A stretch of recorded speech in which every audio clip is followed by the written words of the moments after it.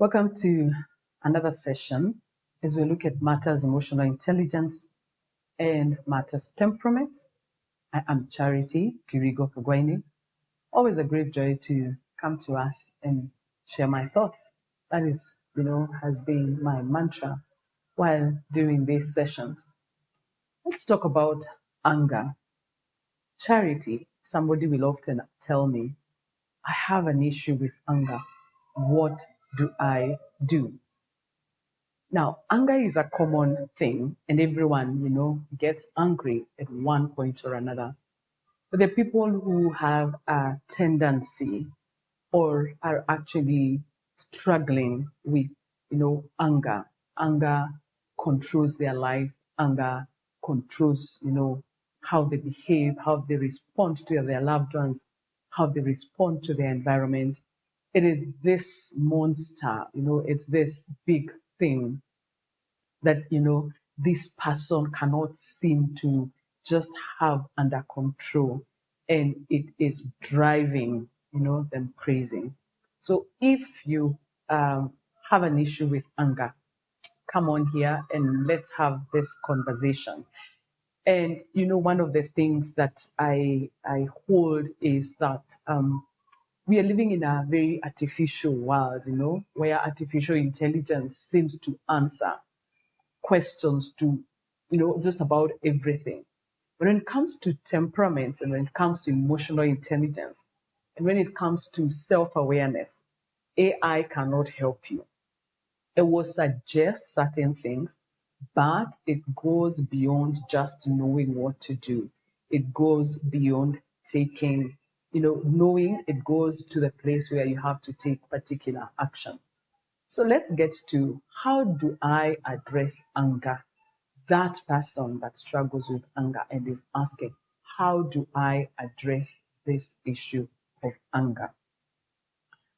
First, you need to understand what is the root cause of that anger.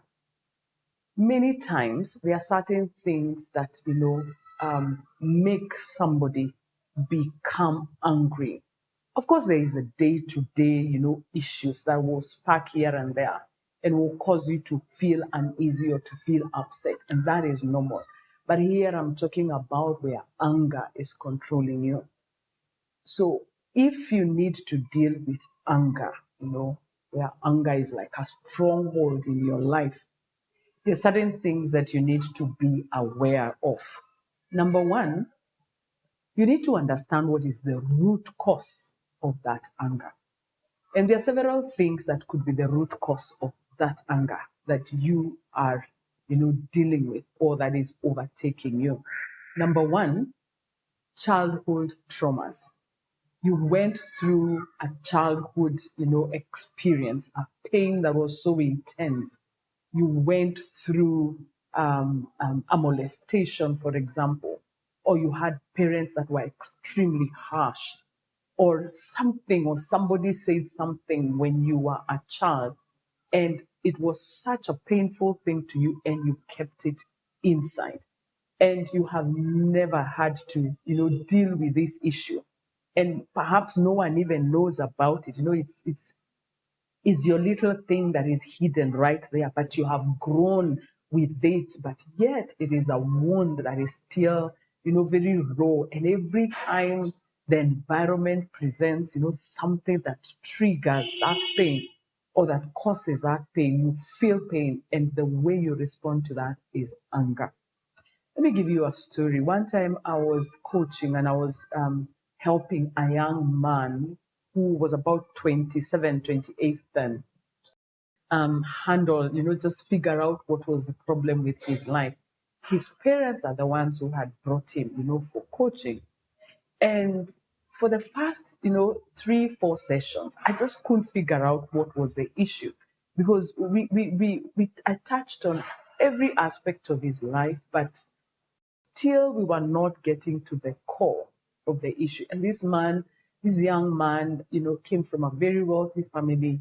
He had been to different universities, and he would start a course, and somewhere midway he would just say, I don't want that course, and he would get upset and he would quit. And his parents, had just had enough, and they needed him to settle. They needed him to finish his college education. And at the time we were having that conversation, he was in USIU. And so one of the things that, I was quickened to was to talk about his childhood, something that, well, he would touch on it, but he would not get to the core of it.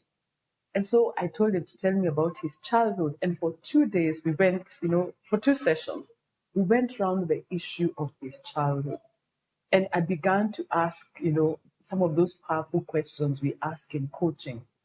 And he finally owned up and told me that when he was about 7 years old, he is the only son to his parents, and he has two elder sisters. Now, between him and the second born sister, there is quite an age gap. And in one of those moments when they had the sibling rivalry thing, his elder sister said, "You shouldn't have even been born." Those words that just come out in the heat of the moment. And that young man kept those words in his heart, in his mind, in his spirit, in his soul. And from the time he was 7 years old to the time we were having this conversation, he is about 27 years old, 20 years. That was a wound in his heart. And that is what caused him so much pain, because he always felt, "I was not even meant to be born." And so his way of fighting back his parents, even though he had never told anybody, was to always react and get angry. And this anger thing had controlled him for 20 years. And so therefore we began a journey of, addressing that issue. And now he's fine. He's gone on and finished his university degree. He's gone on to, to take up his work, and life is flowing now. Now, why have I told you that story? To see that a childhood trauma, somebody said something, or somebody did something to you when you're a child, and it became a pain. And that pain stays within, and that becomes the cause of your anger, the cause of, that deep pain and that deep reaction. So you need to, look into your life and address whatever childhood trauma that you may have. The other cause for serious, and deep anger issues is, inherited traits.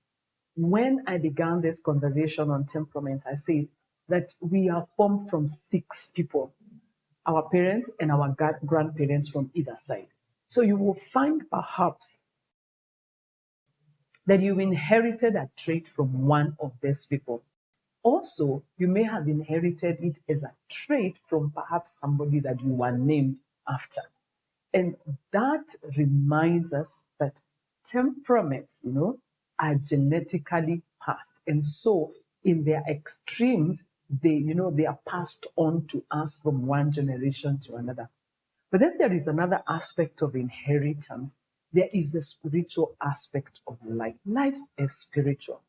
And so what happens is sometimes we inherit the demons of our bloodline kids. And, they come in all forms and sizes and shapes and colors. And one of those forms is anger. So it's either a childhood trauma.